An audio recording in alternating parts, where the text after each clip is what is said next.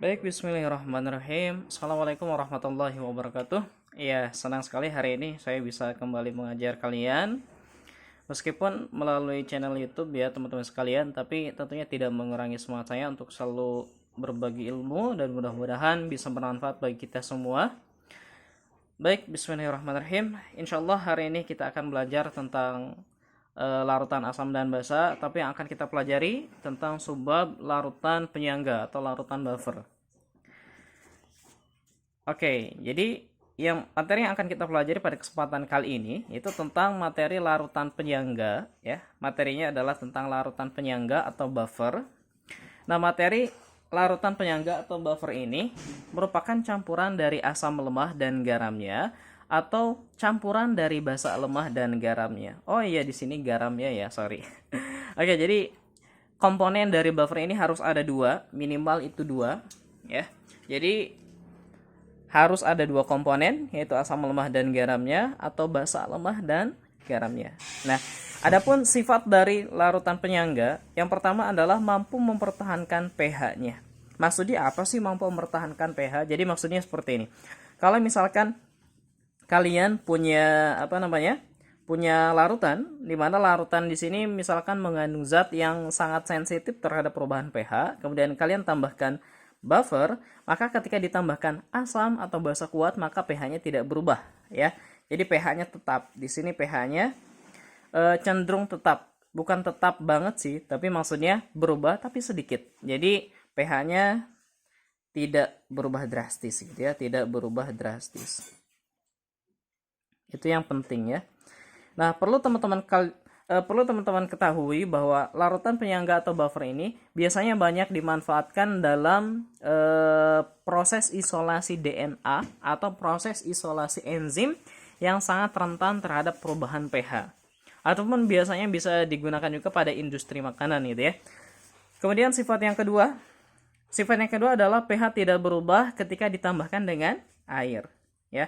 Mau sebanyak apapun air yang ditambahkan, pH-nya tidak akan pernah berubah. Jadi itu salah satu sifat khas dari larutan buffer, yaitu mampu mempertahankan pH-nya dan pH tidak berubah ketika kita tambahkan dengan air gitu ya.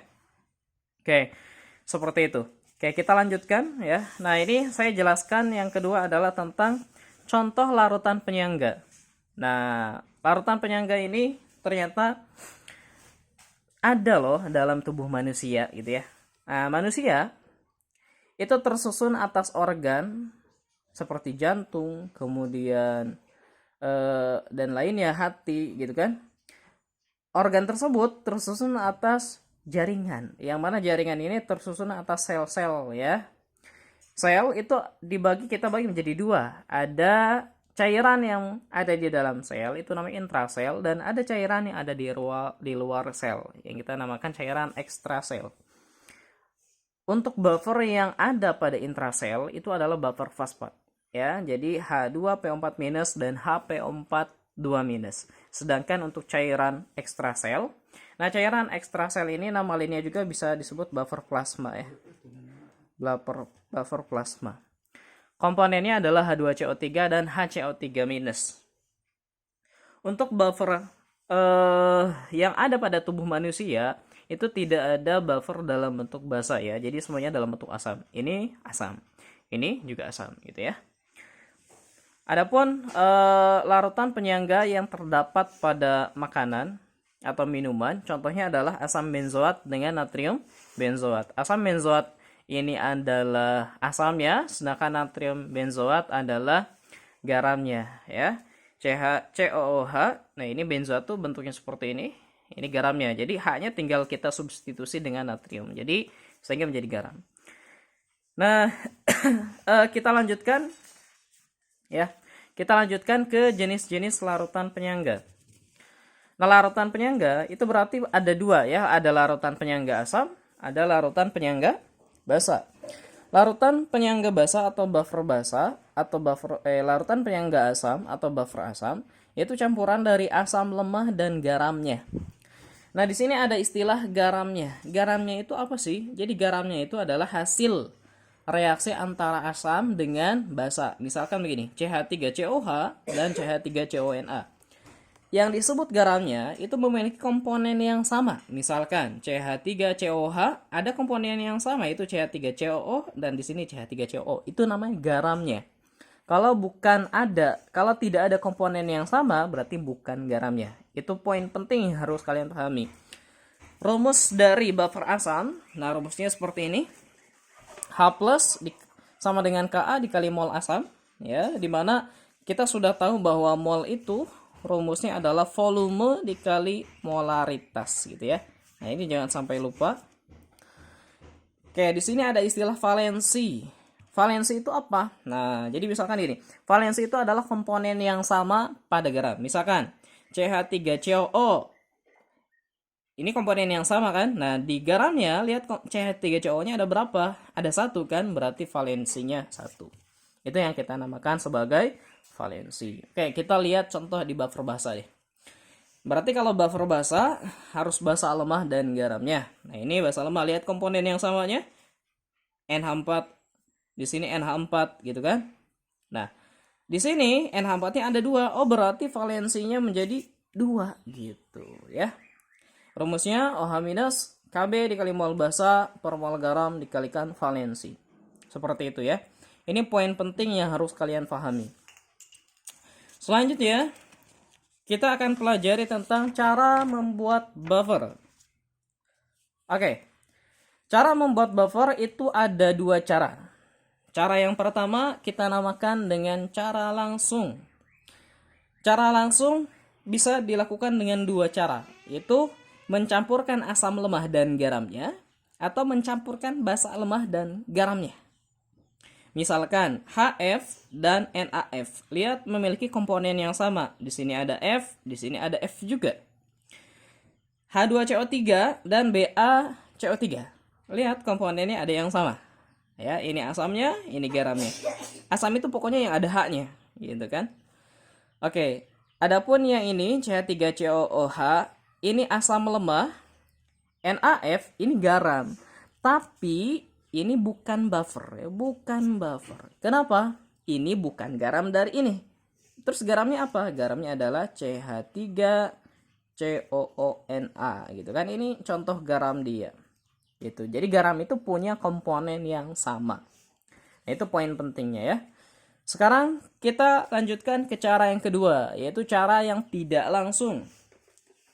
Cara tidak langsung itu caranya dengan mereaksikan asam lemah berlebih dengan basa kuat. Nah, ingat, asam lemahnya harus berlebih. Apa yang lebih? Molnya harus lebih.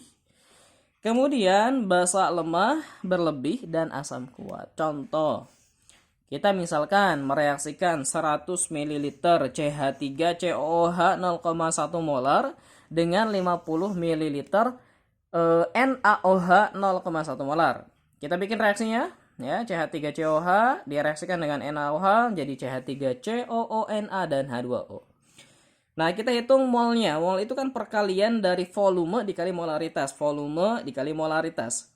100 dikali 0,1, 10. 50 dikali 0,1, 5. Nah, di sini kan yang menjadi reaksi pembatas NaOH. Jadi habis. Nah, ini yang kita namakan berlebih itu ini. Ada sisanya, ya. Jadi yang perlu kalian lihat di S saja. Lihat di S-nya, CH3COOH-nya ada 5, dan di sini CH3CONA-nya ada 5. Nah, ini berarti namanya buffer karena campuran dari ini dan ini, gitu ya. Nah, itu cara tidak langsung. Jadi, asam lemahnya harus berlebih. Oke, nah kita lihat bagaimana pengerjaan soal atau cara mengerjakan soal untuk larutan penyangga ini. Misalkan contohnya seperti ini. Sebanyak 100 ml CH3COH 0,1 molar dicampurkan dengan 50 ml CH3COONA 0,1 molar. Jika Ka CH3COH 10,4-5, tentukan pH larutan. Nah, yang harus kita lakukan adalah melakukan identifikasi terlebih dahulu. Nah, di sini CH3COH itu asam dan lemah, ya kan? CH3CONA ini garam. Kok garam? Karena ada komponen yang sama. Oke, berarti asam lemah dan garamnya. Kalau kita lihat dari ini, maka ini termasuk cara langsung, asam lemah dan garamnya. Nah, untuk cara langsung, itu kalian tidak perlu mereaksikan hanya langsung masukkan ke rumusnya. Rumusnya kan begini, H plus sama dengan Ka dikali mol asam per mol garam ya. Ka-nya sudah ada 10,5, masukin ya 10,5. Mol asamnya berarti 100 dikali 0,1 10. Mol garamnya 50 kali 0,1 5. Valensinya lihat di sini ada berapa CH3CO-nya? Ada 1 berarti 1 ya.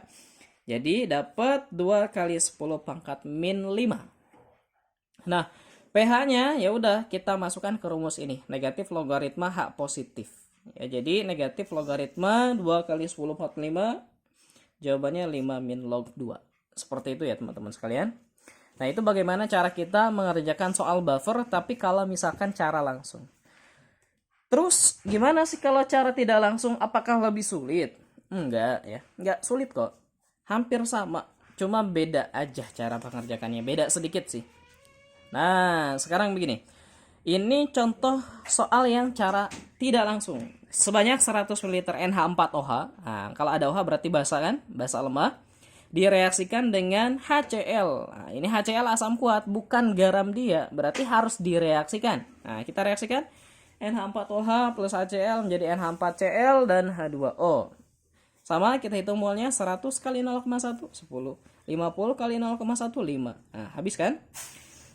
Yang habis itu adalah HCl. Dan di sini ada sisa. Lihat sisanya NH4OH dan ada NH4Cl. Adapun H2O diabaikan aja ya karena tidak berpengaruh. Nah, ini NH4OH basa lemah, NH4Cl garamnya. Jadi buffer basa. Makanya yang dicari adalah OH- gitu. Rumusnya Kb dikali mol B per mol garam kali valensi ya. Kb-nya ada 10/5. Makanya di sini kita masukkan 10/5. Mol basanya ini 5, masukin sini. Mol garamnya 5. Valensinya komponen yang sama pada garamnya ada berapa? Ada 1, berarti 1 ya. Jadi 10/5. pOH-nya negatif logaritma 10/5 sama dengan 5.